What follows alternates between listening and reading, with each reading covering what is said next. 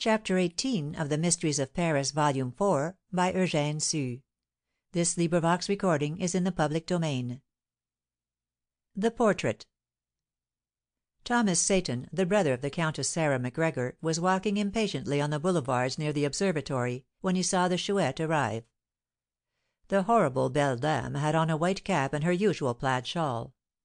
The point of a stiletto, as round as a thick swan's quill, and very sharp, having perforated a hole at the bottom of her large straw basket, which she carried on her arm, the extremity of this murderous weapon, which had belonged to the Schoolmaster, might be seen projecting. Thomas Seyton did not perceive that the Chouette was armed. "It has just struck 3 by the Luxembourg," said the old woman. "Here I am, like the hand of the clock." "Come," replied Thomas Seyton; and, preceding her, he crossed some open fields, and, turning down a deserted alley near the Rue Cassini, he stopped halfway down the lane, which was barred by a turnstile, opened a small door, motioned to the Chouette to follow him, and, after having advanced with her a few steps down a path overgrown by thick trees, he said, "Wait here," and disappeared. "That is, if you don't keep me on the waiting lay too long," responded the Chouette, "for I must be at Bras Rouge's at 5 o'clock to meet the Martial, and help silence the diamond matcher. It's very well I have my gully (poniard). Oh, the vagabond, he has got his nose out of window!" added the hag, as she saw the point of the stiletto coming through the seam in the basket; and, taking the weapon, which had a wooden handle, from the basket, she replaced it so that it was completely concealed. "This is Fourline's tool," she continued, "and he has asked me for it so many times to kill the rats who came skipping about him in his cellar. Poor things! They have no one but the old blind man to divert them and keep them company. They ought not to be hurt if they play about a bit. And so I will not let him hurt the dears, and I keep his tool to myself. Besides, I shall soon want it for this woman, perhaps. 30,000 francs worth of diamonds, what a haul for each of us! It'll be a good day's work, and not like that of the other day with that old notary, whom I thought to squeeze. It was no use to threaten him if he would not stand some blunt, that I would lay information that it was his housekeeper who had sent La Goualeuse to me by Tournemine when she was a little brat. Nothing frightened the old brute; he called me an old hag, and shoved me out of doors. Well, well, I'll send an anonymous letter to these people at the farm where Pegriotte was, to inform them that it was the notary who formerly abandoned her to me. Perhaps they know her family, and when she gets out of St. Lazare, why, the matter will get too hot for that old brute, Jacques Ferrand. Some one comes. Ah, it is the pale lady who was dressed in men's clothes at the tapis franc of the ogress, and with the tall fellow who just left me, the same that the Fourline and I robbed by the excavations near Notre Dame," added the Chouette, as she saw Sarah appear at the extremity of the walk. "Here's another job for me, I see; and this little lady must have something to do with our having carried off La Goualeuse from the farm. If she pays well for another job of work, why, that will be the ticket."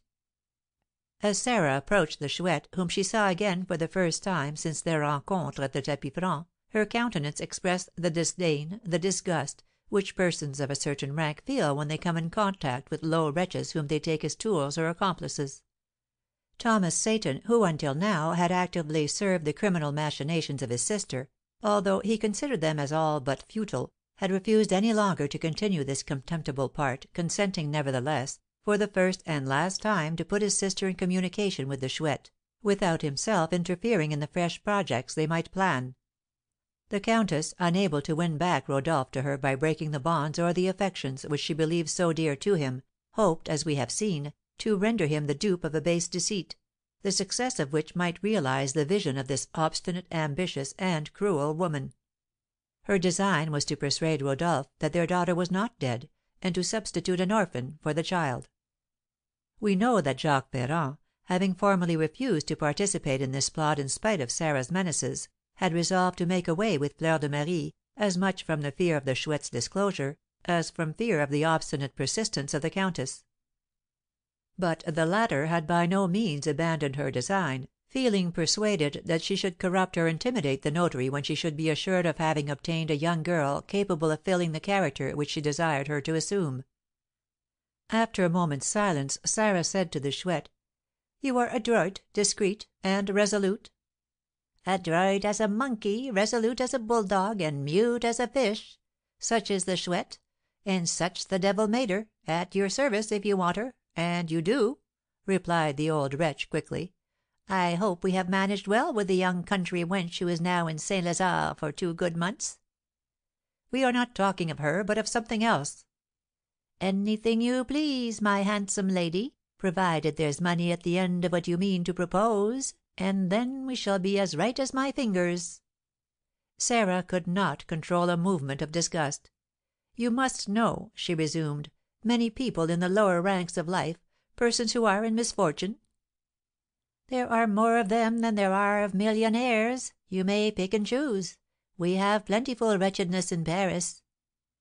"I want to meet with a poor orphan girl, and particularly if she lost her parents young. She must be good looking, of gentle disposition, and not more than 17 years of age." The Chouette gazed at Sarah with amazement. "Such an orphan girl must be by no means difficult to meet with," continued the countess; "there are so many foundling children." "Why, my good lady, you forget La Goualeuse. She is the very thing." "Who is La Goualeuse?" "The young thing we carried off from Bouqueval." "We are not talking of her now, I tell you." "But hear me, and be sure you pay me well for my advice. You want an orphan girl, as quiet as a lamb, as handsome as daylight, and who is only 17, you say?" "Certainly." "Well, then, take La Goualeuse when she leaves St. Lazare. She is the very thing for you, as if we had made her on purpose; for she was about 6 years of age when that scamp, Jacques Ferrand, and it's now 10 years ago, gave her to me with 1,000 francs in order to get rid of her; that is to say, it was Tournemine, who is now at the galleys at Rochefort, who brought her to me, saying there was no doubt she was some child they wanted to get rid of or pass off for dead." "Jacques Ferrand, do you say?" exclaimed Sarah, in a voice so choked that the Chouette receded several paces. "The notary, Jacques Ferrand, gave you this child, and " She could not finish, her emotion was too violent, and with her 2 clasped hands extended towards the Chouette, she trembled convulsively, surprise and joy agitating her features. "I don't know what it is that makes you so much in earnest, my good lady," replied the old hag, "but it is a very simple story. 10 years ago Tournemine, an old pal of mine, said to me, 'Have you a mind to take charge of a little girl that they want to get out of the way? No matter where she slips her wind or not, there's 1,000 francs for the job, and do what you like with the Kinchin.'" "10 years ago?" cried Sarah. 10 years." "A little fair girl?" "A little fair girl." "With blue eyes?" "Blue eyes, as bluebells." "And it was she who was at the farm?" "And we packed her up and carted her off to St. Lazare. I must say, though, that I didn't expect to find her, Pegriotte, in the country as I did, though." "Oh, mon Dieu! Mon Dieu!" exclaimed Sarah, falling on her knees, and elevating her hands and eyes to heaven. "Thy ways are inscrutable, and I bow down before thy providence. Oh, if such happiness to be possible! But no, I cannot yet believe it, it would be too fortunate. No." Then, rising suddenly, she said to the Chouette, who was gazing at her with the utmost astonishment, "Follow me." And Sarah walked before her with hasty steps. At the end of the alley she ascended several steps that led by a glass door to a small room sumptuously furnished. At the moment when the Chouette was about to enter, Sarah made a sign to her to remain outside, and then rang the bell violently. A servant appeared. "I am not at home to anybody, and let no one enter here, no one, do you hear?" The servant bowed and retired. Sarah, for the sake of greater security, pushed the bolt. The Chouette heard the order given to the servant, and saw Sarah fasten the bolt. The countess then, turning towards her, said, "Come in quickly, and shut the door." The Chouette did as she was bidden. Hastily opening a secrétaire, Sarah took from it an ebony coffer, which she placed on a writing table in the centre of the room, and beckoned the Chouette towards her. The coffer was filled with small caskets lying one upon the other, and containing splendid jewellery. Sarah was in so much haste to arrive at the bottom of the coffer, that she hastily scattered over the table these jewel cases, splendidly filled with necklaces, bracelets, tiaras of rubies, emeralds, and diamonds, which sparkled with 1,000 fires. The Chouette was dazzled. She was armed, was alone with the countess; escape was easy, certain. An infernal idea shot through the brain of this monster. But to put this new crime into execution it was necessary to extricate her stiletto from her basket, and approach Sarah without exciting her suspicions. With the craft of the tiger cat, who grovels along treacherously towards its prey, the beldame profited by the countess's preoccupation to move imperceptibly around the table which separated her from her victim. The Chouette had already begun her perfidious movement, when she was compelled suddenly to stop short. Sarah took a locket from the bottom of the box, leaned over the table, and, handing it to the Chouette with a trembling hand, said, "Look at this portrait." "It is Pegriotte!" exclaimed the Chouette, struck with the strong resemblance. "It is the little girl who was handed to me. I think I see her just as she was when Tournemine brought her to me. That's just like her long curling hair, which I cut off and sold directly, ma foi!" "You recognise her? It is really she? Oh, I conjure you, do not deceive me! Do not deceive me!" "I tell you, my good lady, it is Pegriotte, as if I saw herself there," said the Chouette, trying to draw nearer to Sarah without being remarked. "And even now she is very like this portrait. If you saw her you would be struck by the likeness." Sarah had not uttered one cry of pain or alarm when she learned that her daughter had been for 10 years leading a wretched existence, forsaken as she was. Not one feeling of remorse was there when she reflected that she herself had snatched her away disastrously from the peaceful retreat in which Rodolph had placed her. This unnatural mother did not eagerly question the Chouette with terrible anxiety as to the past life of the child. No; in her heart ambition had long since stifled every sentiment of maternal tenderness. It was not joy at again being restored to a lost daughter that transported her. It was the hope of seeing at length realised the vain dream of her whole existence. Rodolph had felt deeply interested in this unfortunate girl, had protected her without knowing her.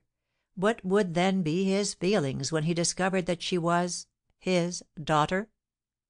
He was free; the countess was a widow. Sarah already saw the sovereign crown sparkling on her brow. The Chouette, still stealing on with slow steps, had at length reached one end of the table, and had her stiletto perpendicularly in her basket, its handle on a level with the opening and within her clutch. She was but a step or two from the countess. "Do you know how to write?" inquired Sarah of her; and, pushing from her the casket and gems, she opened a blotting book which was by an inkstand. "No, madame, I do not," replied the Chouette, at all risks. "I will write, then, at your dictation. Tell me all the circumstances of the abandonment of this little girl." And Sarah, sitting in an armchair before the writing table, took up a pen and made a sign to the Chouette to come close to her. The old wretch's one eye sparkled. At last she was standing up, close to the seat on which Sarah was sitting, and, stooping over a table, was preparing to write. "I will read aloud, and then," said the countess, "you can correct any mistakes." "Yes, madame," replied the Chouette, narrowly watching every motion of Sarah; and she furtively introduced her hand into her basket that she might be able to grasp the poniard without being observed. The countess commenced writing. "I declare that " Then, interrupting herself, and turning towards the Chouette, who was at that moment touching the handle of her poniard, Sarah added, "At what period was the child brought to you?" "In the month of February, 1827." "And by whom?" continued Sarah, turning towards the Chouette. by Pierre Tournemine, now at the galleys at Rochefort. It was Madame Séraphin, the notary's housekeeper, who brought the young girl to him." The countess continued writing, and then read aloud: "I declare that in the month of February, 1827, a person named—" The Chouette had drawn the poniard; already had she raised her arm to strike her victim between the shoulders. Sarah turned again. The Chouette, that she might not be off her guard, leaned her right hand, armed as it was, on the back of Sarah's armchair, and then stooped towards her, as if in attitude to reply to her question. "Tell me again the name of the man who handed the child to you," said the countess. "Pierre Tournemine," repeated Sarah, as she wrote it down, "at this time at the galleys of Rochefort, brought me a child, which had been confided to him by the housekeeper of—" The countess could not finish. The Chouette, having got rid of her basket by allowing it to slide from her arm on to the floor, threw herself on the countess with equal fury and rapidity; and, having grasped the back of her neck with her left hand, forced her face down on the table, and then with her right hand drove the stiletto in between her two shoulders. This atrocious assassination was so promptly effected that the countess did not utter a cry, a moan. Still sitting, she remained with her head and the front of her body on the table. Her pen fell from her fingers. "Just the very blow which Fourline gave the little old man in the Rue du Roule," said the monster. "One more who will never wag tongue again, her account is settled." And the Chouette, gathering up the jewels together, huddled them into her basket, not perceiving that her victim still breathed. The murder and robbery effected, the horrid old devil opened the glass door, ran swiftly along the tree covered path, went out by the small side door, and reached the lone tract of ground. Near the observatory she took a hackney coach, which drove her to Bras Rouge's in the Champs Elysées. The widow Martial, Nicholas, Calabash, and Barbillon had, as we know, an appointment with the Chouette in this den of infamy, in order to rob and murder the diamond matcher. CHAPTER XIX. Read by Céline Major.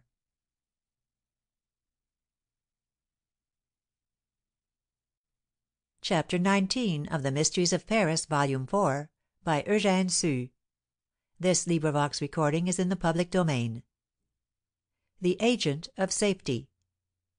The reader already knows the Bleeding Heart in the Champs Elysées, near the Cour de la Reine, in one of the deep ditches which, a few years since, were close to this promenade. The inhabitants of the Ile du Ravageur had not yet arrived. After the departure of Bradamanti, who had, as we know, accompanied Madame d'Harville's stepmother into Normandy, Tortillard had returned to his father. Placed as a sentinel at the top of the staircase, the little cripple was to announce the arrival of the Martials by a certain cry, Bras Rouge being at this moment in secret conference with an agent de sûreté named Narcisse Borel, whom the reader may perchance remember to have seen at the tapis franc of the ogress, when he came there to arrest two miscreants accused of murder. This agent, a man about 40 years of age, was thick-set and powerful, with a high colour, a keen, quick eye, his face entirely shaven, in order that he might better assume the various disguises necessary for his dangerous expeditions; for it was frequently necessary for him to unite the transformations of the actor to the courage and energy of the soldier, in order to seize on certain ruffians with whom he had to contend in cunning and determination. Narcisse Borel was, in a word, one of the most useful and most active instruments of that providence on a small scale which is modestly and commonly termed the police. We will return to the conversation between Narcisse Borel and Bras Rouge, which appeared to be very animated. "Yes," said the agent of safety, "you are accused of profiting by your double-faced position, and of taking with impunity a share in the booty of a band of most dangerous malefactors, and then giving false information respecting them to the protective police. Take care, Bras Rouge, for if you are detected no mercy will be shown to you." "Alas! I know I am accused of this, and it is very distressing for me, my good Monsieur Narcisse," replied Bras Rouge, whilst his weasel's face assumed a hypocritical air of vexation; "but I hope that this day will at last do me justice, and my good faith will be recognised." "That remains to be proved." "How can I be distrusted? Have I not given proofs? Was it I or was it not who, at the time, enabled you to apprehend Ambroise Martial? one of the most dangerous malefactors in Paris, in the very fact." "All this is very fine and good; but Ambroise was warned they were going to arrest him, and if I had not been earlier than the hour you told me of, he would have escaped." "Do you think me capable, M. Narcisse, of having secretly told him of your coming?" "I only know that I received from the scoundrel a pistol shot aimed full at me, but which fortunately only grazed my arm." "Why, to be sure, M. Narcisse, in your profession you must be occasionally exposed to such mistakes." "Ah, you call these mistakes, eh?" "Certainly; for no doubt the wicked fellow intended to lodge the ball in your body."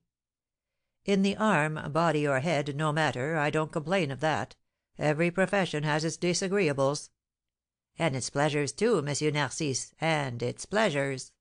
For instance, when a man as cunning, as skilful, and as courageous as you has been for a long time on the track of a gang of villains, whom he follows from quarter to quarter, from lurking place to lurking place, with a good bloodhound like your poor servant to command, Bras Rouge, and finally marks them down and comes upon them in a trap from which not one of them can escape, why, then, you must say, M. Narcisse, that there is great pleasure in it, the joy of a sportsman, not including the service he renders to justice," added the host of the Bleeding Heart, with a grave air.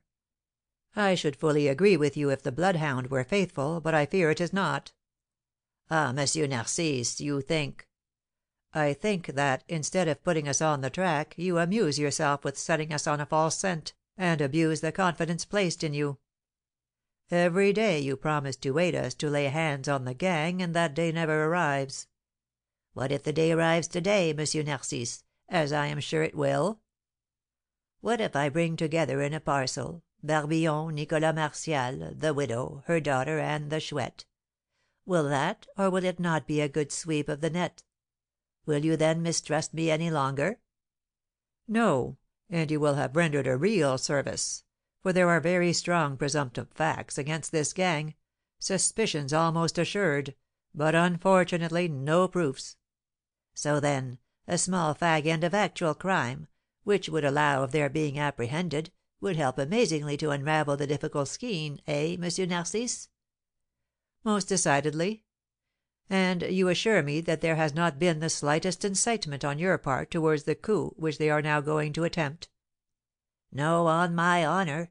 It is the Chouette who came to me to propose inveigling the diamond matcher here when that infernal hag learned from my son that Morel the lapidary who lives in the Rue du Temple was a workman in real stones and not in false, and that Mother Mathieu had frequently considerable value about her person.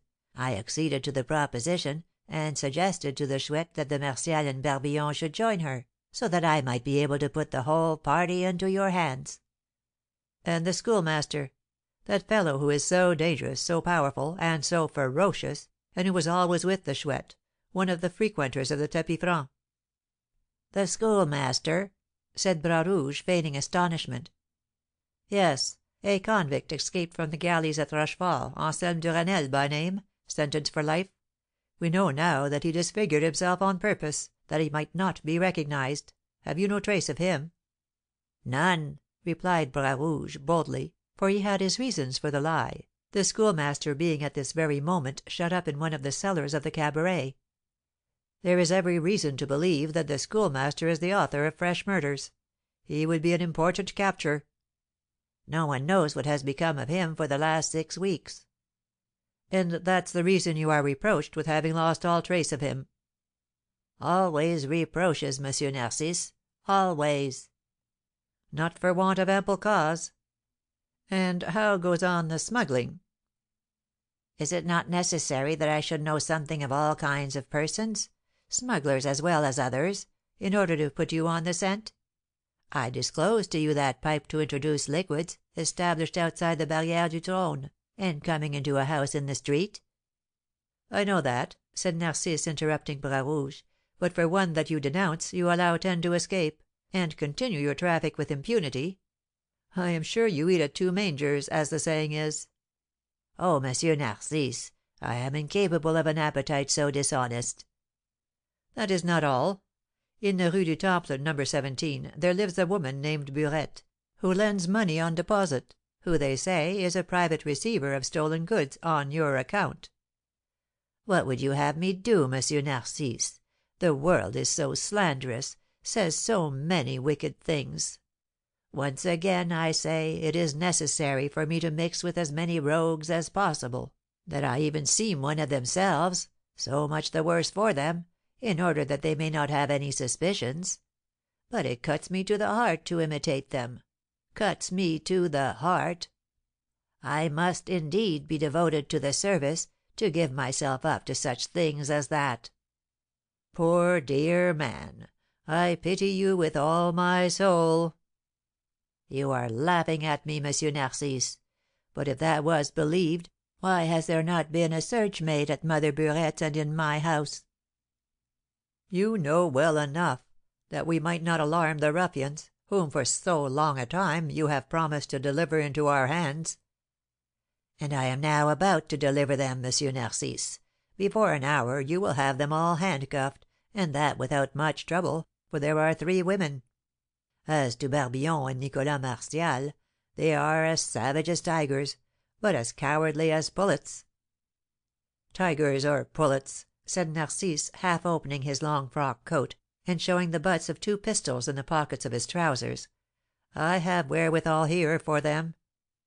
You will do well to have 2 of your men with you, M. Narcisse. When they see themselves caught, the most cowardly sometimes show fight." "I shall station 2 of my men in the small parlour at the entrance, by the side of the room into which you are to introduce the jewel matcher. At the first cry, I shall appear at one door, and my 2 men at the other." "You must be speedy, then, for I expect the gang here every moment, M. Narcisse." "Very well, I will go at once and place my men, provided that all this is not another humbug." The conversation was cut short by the peculiar whistle intended as a signal. Bras Rouge looked out of a window to see whom it was that Tortillard announced. "Aha! It is the Chouette already. Well, do you believe me now, M. Narcisse?" "Why, this looks something like But it is not all. But we shall see. And now to station my men." And the agent of safety disappeared at a side door. CHAPTer XIX.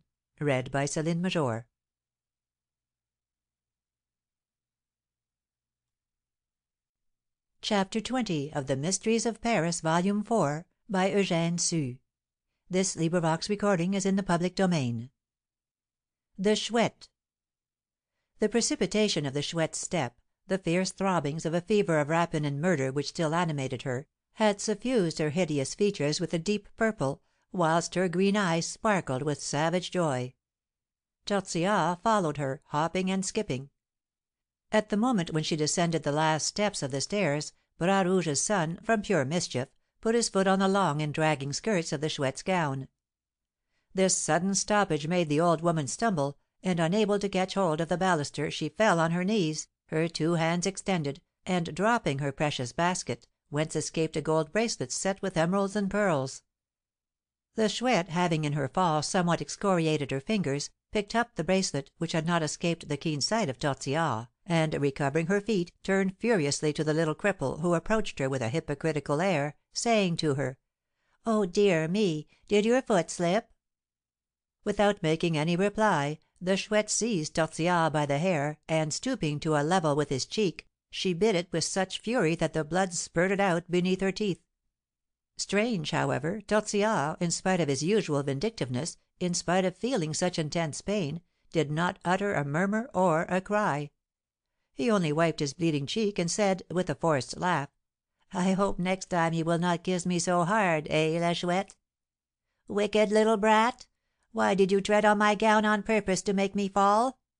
"Me? Oh, how could you think so? I swear I didn't do it on purpose, my dear Chouette. Don't think your little Tortillard would do you any harm; he loves you too well for that. You should never beat him, or scold him, or bite him, for he is as fond of you as if he were a poor little dog, and you were his mistress," said the boy, in a gentle and insinuating tone. Deceived by Tortillard's hypocrisy, the Chouette believed him, and replied, "Well, well, if I was wrong to bite you, why, let it go for all the other times you have deserved it, you little villain. But vive la joie! To day I bear no malice. Where is your old rogue of a father?" "In the house. Shall I go and find him for you?" "No. Are the Martials here?" "Not yet." "Then I have time to go down and visit Fourline. I want to speak to old No Eyes." "Will you go into the Schoolmaster's cellar?" inquired Tortillard, scarcely concealing his diabolical delight. "What's that to you?" "To me?" "Yes. You asked me the question with such an odd air." "Because I was thinking of something odd." "What?" "Why, that you ought, at least, to have brought him a pack of cards to pass away his time," replied Tortillard, with a cunning look. "That would divert him a little.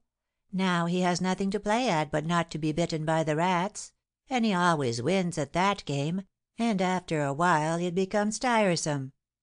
The Chouette laughed heartily at Tortillard's wit, and said to the cripple, "Love of a baby boy to his mammy! I do not know any chap who has more vice than this scamp. Go and get me a candle, that you might light me down to see Fourline, and you can help me to open his door. You know that I can hardly push it by myself." "Well, no, it is so very dark in the cellar," said Tortillard, shaking his head. "What! You who are wicked as devil to be a coward? I like to see that, indeed! Go directly and tell your father that I shall be with him almost immediately, that I am with Fourline, and that we are talking of putting up the banns for our marriage. He, he, he!"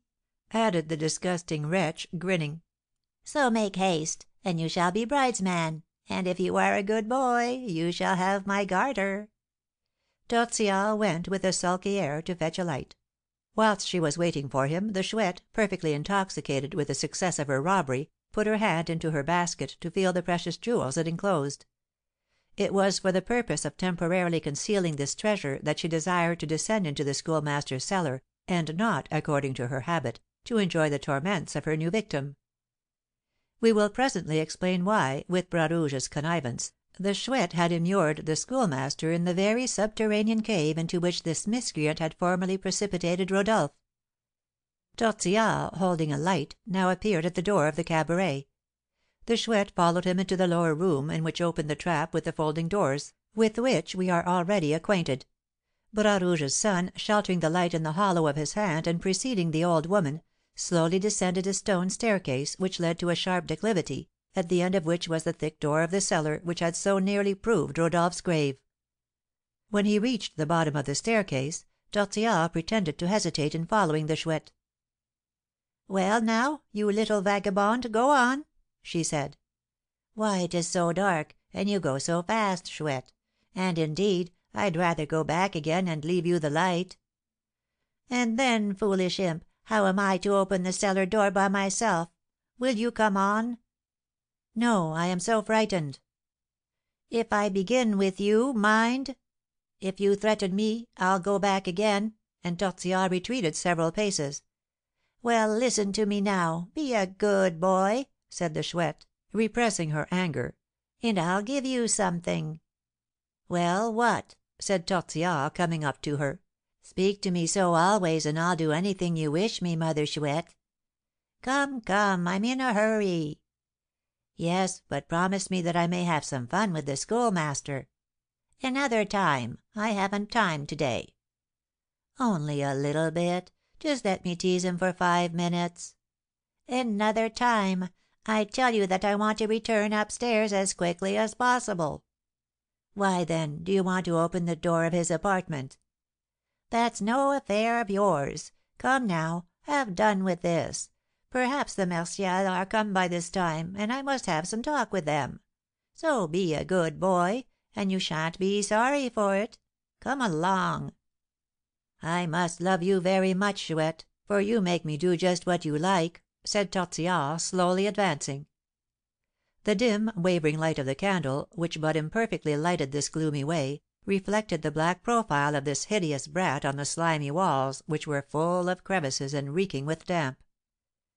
At the end of this passage, through the half obscurity, might be seen the low and crumbling arch of the entrance to the cellar, the thick door strengthened with iron bars, and, standing out in the shade, the red shawl and white cap of the Chouette. By the united exertions of the two, the door opened harshly on its rusty hinges. A puff of humid vapour escaped from this den, as dark as midnight. The light placed on the ground threw its faint beams on the first steps of the stone staircase, the bottom of which was completely lost in the darkness. A cry, or rather a savage roar, came from the depths of the cave. "Ah, there's Fourline wishing his mamma good morning," said the Chouette, with a sneer; and she descended several steps in order to conceal her basket in some hole. "I'm hungry!" exclaimed the Schoolmaster, in a voice that shook with rage. "Do you wish to kill me like a mad dog?" "What's the deary lovey hungry?" said the Chouette, with a laugh of mockery. "Then smell its thumb." There was a sound like that of a chain twisted violently, then a groan of mute, repressed passion. Take care, or you'll have a bump in your leg, as you had at Bouqueval farm, poor dear pa," said Tortillard. "He's right, the boy is. Keep yourself quiet, fourline," continued the hag. "The ring and chain are solid, old No Eyes, for they came from Father Micou's, and he sells nothing but the best goods. It is your fault, too. Why did you allow yourself to be bound whilst you were asleep? We only had then to put the ring and chain in this place, and bring you down here in the cool to preserve you, old darling." "That's a pity; he'll grow mouldy," said Tortillard. Again the clank of the chain was heard. He, Fourline! Why, he's dancing like a cockchafer tied by the claw," said the beldame. "I think I see him. Cockchafer, fly away home, fly, fly, fly. Your husband is the Schoolmaster," sung Tortillard. This increased the Chouette's hilarity. Having deposited her basket in a hole formed by the lowering of the wall at the staircase, she stood erect, and said, "You see, Fourline." "He don't see," said Tortillard. "The brat's right. Will you hear, Fourline? There was no occasion, when we came away from the farm, to be such a booby as to turn compassionate, and prevent me from marking Pegriotte's face with my vitriol; and then, too, you talked of your conscience, which was getting troubled. I saw you were growing lily livered, and meant to come to the honest dodge, and so, some of these odd come shortlies, you would have turned nose (informer), and have made a meal of us, old No Eyes, and then " "Then old No Eyes will make a meal of you, for he is hungry, Chouette," said Tortillard, suddenly, and with all his strength, pushing the old woman by her back. The Chouette fell forward with a horrible imprecation. She might have been distinctly heard as she rolled from the top to the bottom of the staircase. "Bump, bump, bump, bump!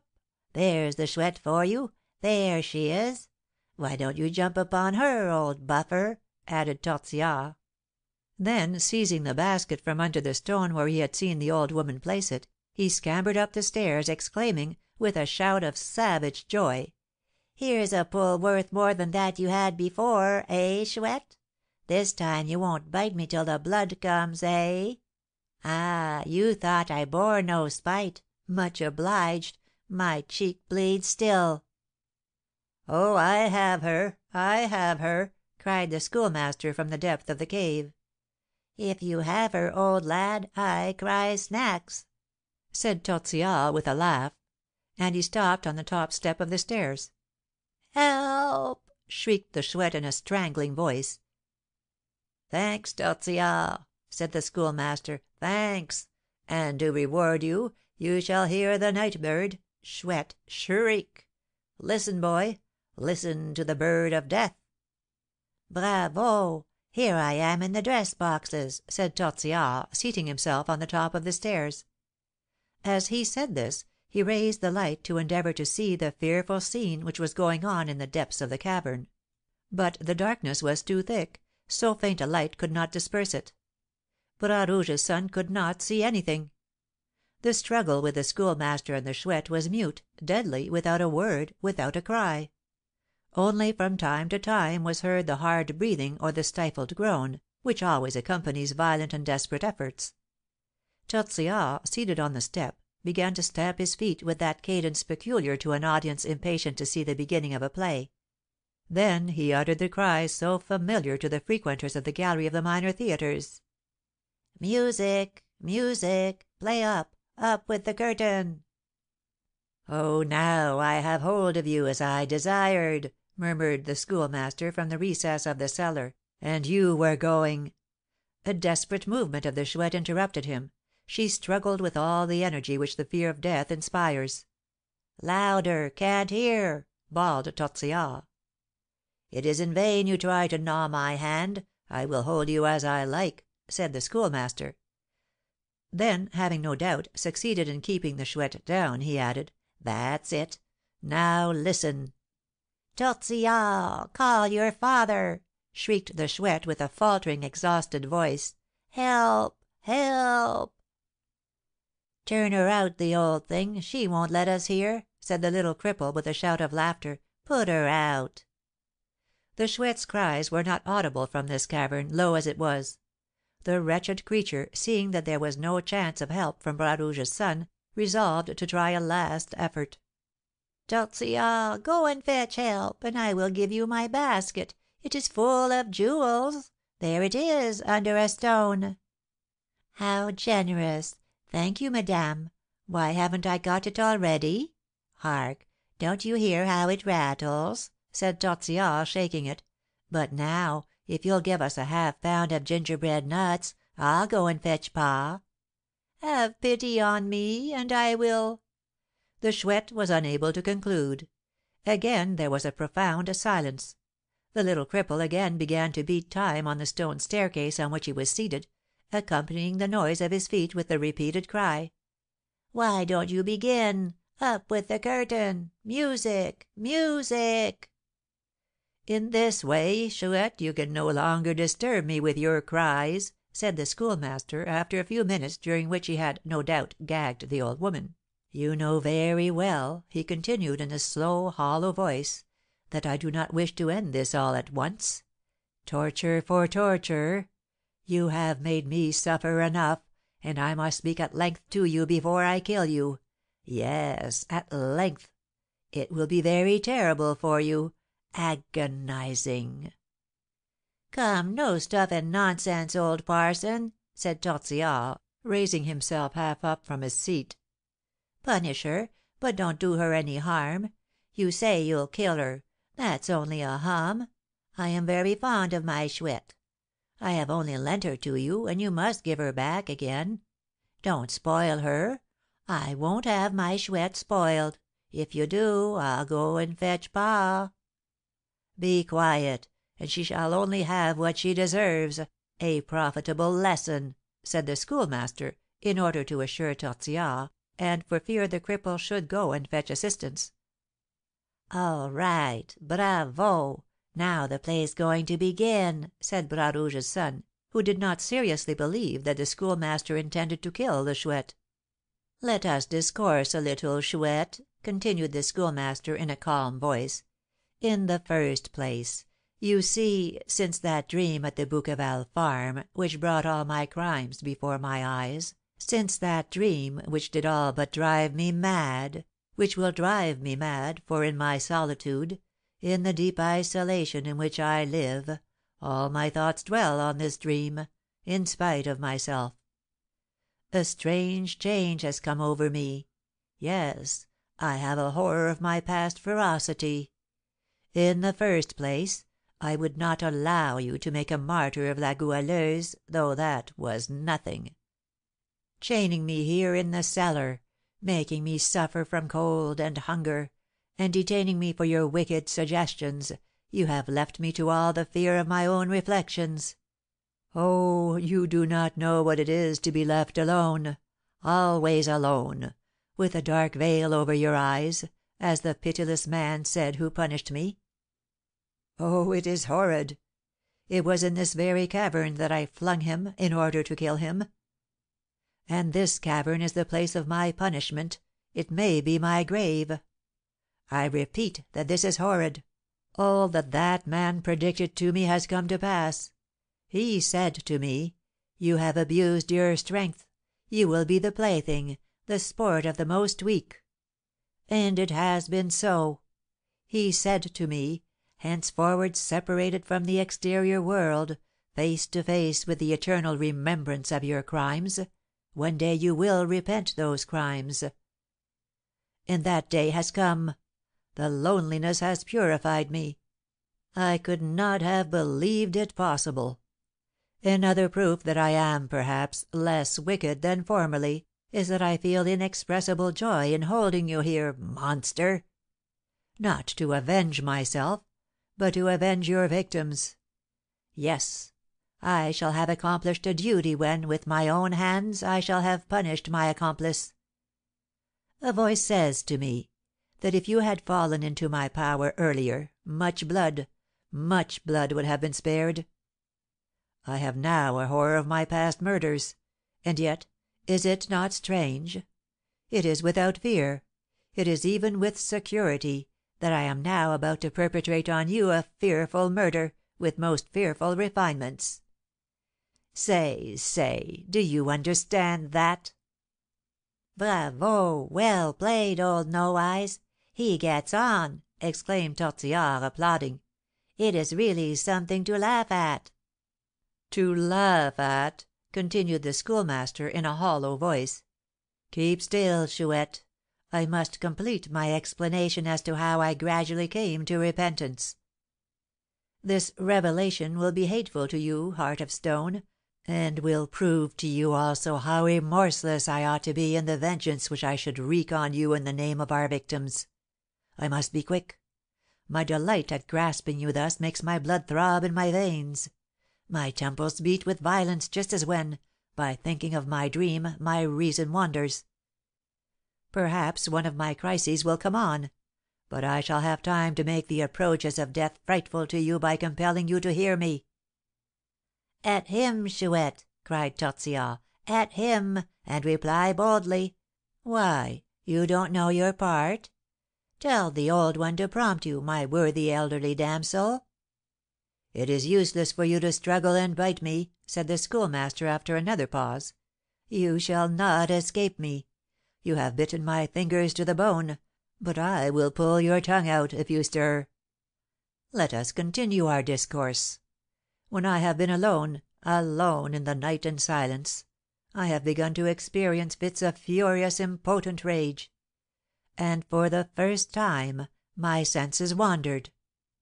And though I was awake, I again dreamed the dream, the dream.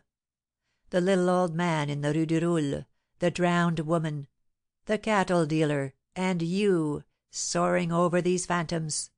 I tell you it was horrible.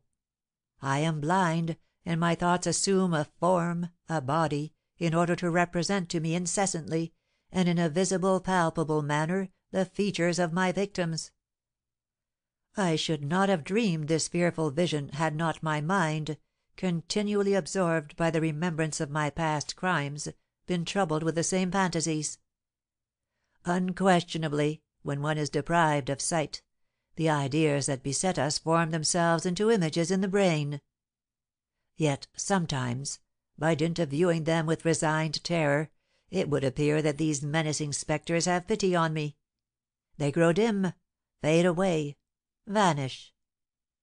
Then I feel myself awakened from my horrid dream, but so weak, cast down, prostrated, that, would you believe it? Ah, how you will laugh, Chouette! That I weep. Do you hear? I weep. You don't laugh. Laugh, laugh, laugh, I say!" The Chouette gave a dull and stifled groan. "Louder!" said Tortillard. "Can't hear." "Yes," continued the Schoolmaster, "I weep, for I suffer and rage in vain. I say to myself, to morrow, next day, for ever, I shall be a prey to the same attacks of delirium and gloomy desolation. What a life! Oh, what a life! And I would not choose death rather than be buried alive in this abyss which incessantly pervades my thoughts. Blind, alone, and a prisoner, what can relieve me from my remorse? Nothing, nothing! When the fantasies disappear for a moment, and do not pass and repass the black veil constantly before my eyes, there are other tortures, other overwhelming reflections. I say to myself, if I had remained an honest man, I should be at this moment free, tranquil, happy, beloved, and honoured by my connections, instead of being blind and chained in this dungeon at the mercy of my accomplices. Alas! The regret of happiness lost from crime is the first step towards repentance, and when to repentance is joined an expiation of fearful severity, an expiation which changes life into a long, sleepless night, filled with avenging hallucinations or despairing reflections, perhaps then man's pardon succeeds to remorse and expiation." "I say, old chap," exclaimed Tortillard, "you are borrowing a bit from M. Moissard's part. Come, no cribbing, gammon." The Schoolmaster did not hear Bras Rouge's son. "You are astonished to hear me speak thus, Chouette? If I had continued to imbrue myself either in bloody crimes or the fierce drunkenness of the life of the galleys, this salutary change would never have come over me, I know full well. But alone, blind, stung with remorse, which eats into me, of what else could I think? Of new crimes, how to commit them? Escape, how to escape? And if I escaped, whither should I go? What should I do with my liberty? No, I must henceforth live in eternal night, between the anguish of repentance and the fear of formidable apparitions which pursue me.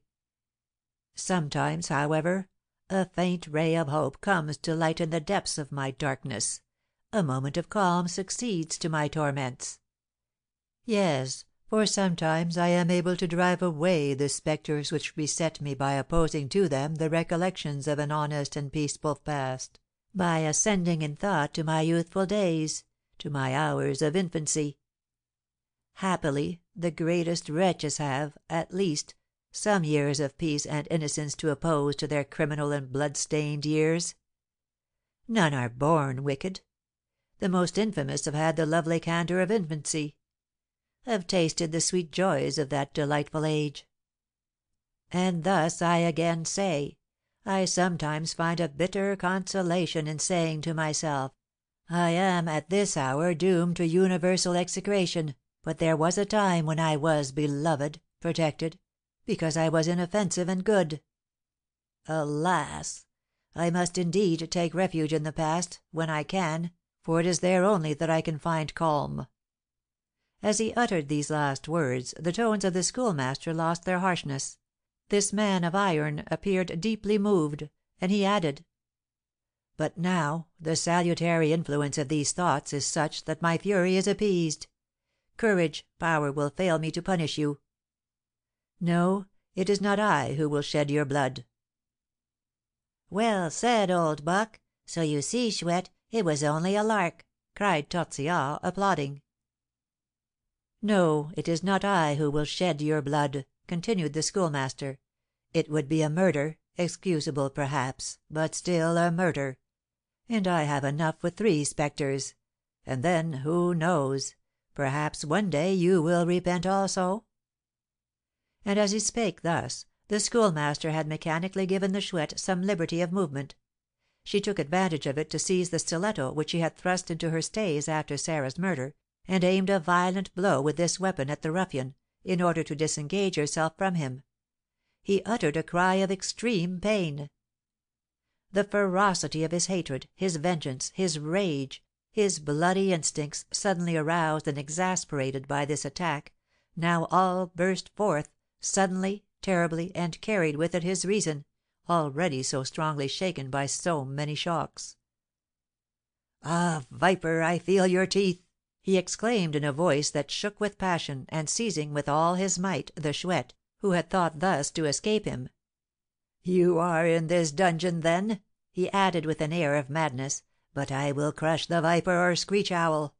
No doubt you were waiting for the coming of the phantoms. Yes, for the blood beats in my temples, my ears ring, my head turns, as when they are about to appear. Yes, I was not deceived, here they are, They advance from the depths of darkness. They advance! How pale they are, and their blood, how it flows, red and smoking! It frightens you. You struggle. Well, be still. You shall not see the phantoms. No, you shall not see them. I have pity on you. I will make you blind. You shall be like me, eyeless." Here the Schoolmaster paused. The Chouette uttered a cry so horrible that Tortillard, alarmed, bounded off the step and stood up. The horrid shrieks of the Chouette served to place the copestone on the fury of the Schoolmaster. "Sing!" he said, in a low voice. "Sing, Chouette, night bird! Sing your song of death! You are happy. You do not see 3 phantoms of those we have assassinated: the little old man in the Rue du Roule, the drowned woman, the cattle dealer. I see them. They approach. They touch me. Ah, so cold! So cold! Ah!" The last gleam of sense of this unhappy wretch was lost in this cry of condemnation. He could no longer reason, but acted and roared like a wild beast, and only obeyed the savage instinct of destruction for destruction. A hurried trampling was now heard, interrupted frequently at intervals with a heavy sound, which appeared like a box of bones bounding against a stone, upon which it was intended to be broken. Sharp, convulsive shrieks and a burst of hellish laughter accompanied each of these blows. Then there was a gasp of agony, then nothing. Suddenly a distant noise of steps and voices reached the depths of the subterranean vault. Tortillard, frozen with terror by the fearful scene at which he had been present without seeing it, perceived several persons holding lights who descended the staircase rapidly. In a moment the cave was full of agents of safety, led by Narcisse Borel. The municipal guards followed. Tortillard was seized on the first steps of the cellar, with the Chouette's basket still in his hand. Narcisse Borel, with some of his men, descended into the Schoolmaster's cavern. They all paused, struck by the appalling sight. Chained by the leg to an enormous stone placed in the middle of the cave, the Schoolmaster, with his hair on end, his long beard, foaming mouth, was moving like a wild beast about his den, drawing after him by the 2 legs the dead carcass of the Chouette, whose head was horribly fractured.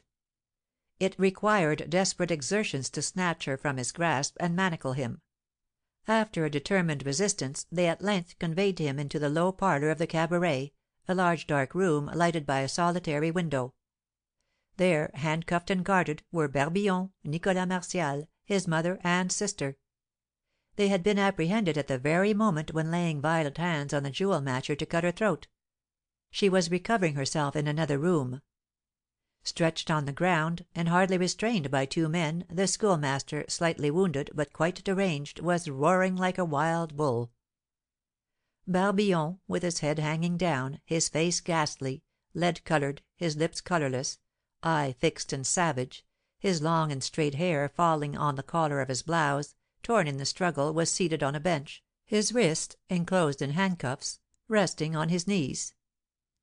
The juvenile appearance of this fellow, he was scarcely 18 years of age, the regularity of his beardless features, already emaciated and withered, were rendered still more deplorable by the hideous stamp which debauchery and crime had imprinted on his physiognomy. Impassive, he did not say a word. It could not be determined whether his apparent insensibility was owing to stupor or to a calm energy. His breathing was rapid, and at times he wiped away the perspiration from his pale brow with his fettered hands. By his side was Calabash, whose cap had been torn off, and her yellowish hair, tied behind with a piece of tape, hung down in several scanty and tangled meshes. More savage than subdued, her thin and bilious cheeks were somewhat suffused as she looked disdainfully at her brother Nicholas, who was in a chair in front of her. Anticipating the fate that awaited him, this scoundrel was dejected. With drooping head and trembling knees he was overcome with fright. His teeth chattered convulsively, and he heaved heavy groans. The mother Martial, the only one unmoved, exhibited every proof that she had lost nothing of her accustomed audacity. With head erect, she looked unshrinkingly around her. However, at the sight of Bras Rouge, whom they brought into the low room after having made him accompany the commissary and his clerk in the minute search they had made all over the place. The widow's features contracted in spite of herself, and her small and usually dull eyes lighted up like those of an infuriated viper; her pinched-up lips became livid, and she twisted her manacled arms. Then, as if sorry she had made this mute display of impotent rage, she subdued her emotion, and became cold and calm again. Whilst the commissary and his clerk were writing their depositions, Narcisse Borel, rubbing his hands, cast a satisfied look on the important capture he had made, and which freed Paris from a band of dangerous criminals. But, confessing to himself how useful Bras Rouge had really been in the affair, he could not help casting on him an expressive and grateful look. Tortillard's father was to share until after the trial the confinement and lot of those he had informed against, and, like them, he was handcuffed; and even more than them did he assume a trembling air of consternation, twisting his weasel's features with all his might, in order to give them a despairing expression, and heaving tremendous sighs. He embraced Tortillard as if he should find some consolation in his paternal caresses. The little cripple did not seem much moved by these marks of tenderness. He had just learned that, for a time, he would be moved off to the prison for young offenders. "What a misery to have a dear child!" cried Bras Rouge, pretending to be greatly affected. "It is we two who are most unfortunate, madame, for we shall be separated from our children." The widow could no longer preserve her calmness; and having no doubt of Bras Rouge's treachery, which she had foretold, she exclaimed, "I was sure it was you who had sold my son at Toulon. There, Judas!" and she spat in his face. "You sell our heads! Well, they shall see the right sort of deaths, deaths of true Martials." "Yes, we shan't shrink before the carline (guillotine)" added Calabash, with savage excitement. The widow, glancing towards Nicholas, said to her daughter, with an air of unutterable contempt, "That coward there will dishonour us on the scaffold." Some minutes afterwards the widow and Calabash, accompanied by two policemen, got into a hackney coach to go to St. Lazare. Barbillon, Nicholas, and Bras Rouge were conveyed to La Force, whilst the Schoolmaster was conveyed to the Conciergerie, where there are cells for the reception of lunatics. End of Chapter 20. End of The Mysteries of Paris, Volume 4, by Eugène Sue. Recorded by Céline Major.